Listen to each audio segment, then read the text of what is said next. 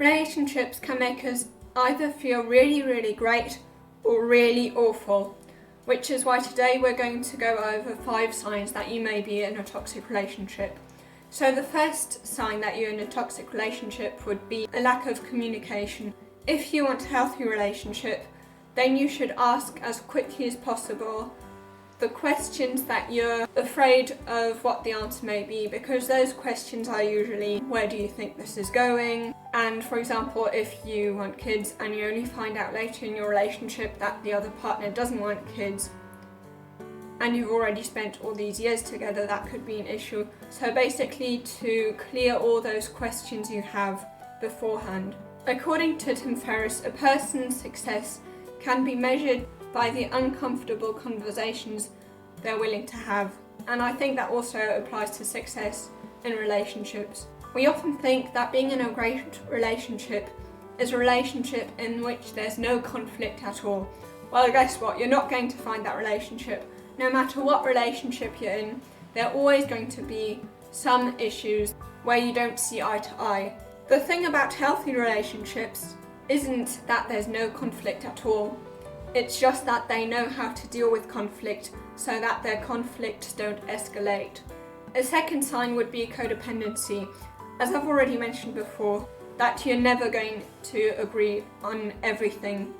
And it's also good that way, because if you kind of give up your personality or pretend that you're exactly like the other person just so that there's no conflict, that's going to be very dangerous for your relationships. And that's why codependency will lead to you having no boundaries, and this isn't good at all in a relationship. And also, there wouldn't be any individuality left anymore. You basically wouldn't have a personality anymore if you try to do everything the way that your partner wants it and try to pretend that you think everything they think. What's also very dangerous, even though we hear that in all those romantic love stories and all those love songs, saying that you need the other person, actually, even though it sounds great, can be detrimental to your relationship if that really is the case. Because when you say that you need the other person to make you feel a certain way, to make you happy, that is actually putting a huge burden on that other person, because you're expecting them to make you feel happy. Your happiness isn't in their control, it's mostly in your control. I mean, of course, there's some wonderful things they can say and do for you that will make you happy, and they should. But there are often going to be times where you're going to feel bad, and it's not necessarily because they've done something. And if you think that your happiness depends on the other person and you feel bad, then you might blame that on the relationship, because you think that the other person needs to make you feel happy all the time. The trouble is that there are 2 types of people that really attract each other: the hero and the victim. So basically, the victim is the one who has got all the problems, whereas the hero is the one that solves all the problems. The victim feels like they need to be helped the whole time, that they need to have problems because that's the way they can get attention and that's the way they can be loved. Whereas the hero thinks that they are only important and they're only lovable if they solve all these problems. Now, because these 2 types of people fulfill each other's needs so well, they really attract each other. The trouble is when the victim creates more and more problems and the hero tries to solve more and more problems, and then at some point the relationship isn't going to be nice anymore. The hero is just overwhelmed with trying to solve all these problems, or let's say the victim expects the other person to do everything for them and to always help them. The third sign that you're in a toxic relationship isn't that the other person disappoints you, because they are going to disappoint you at times. It's going to happen.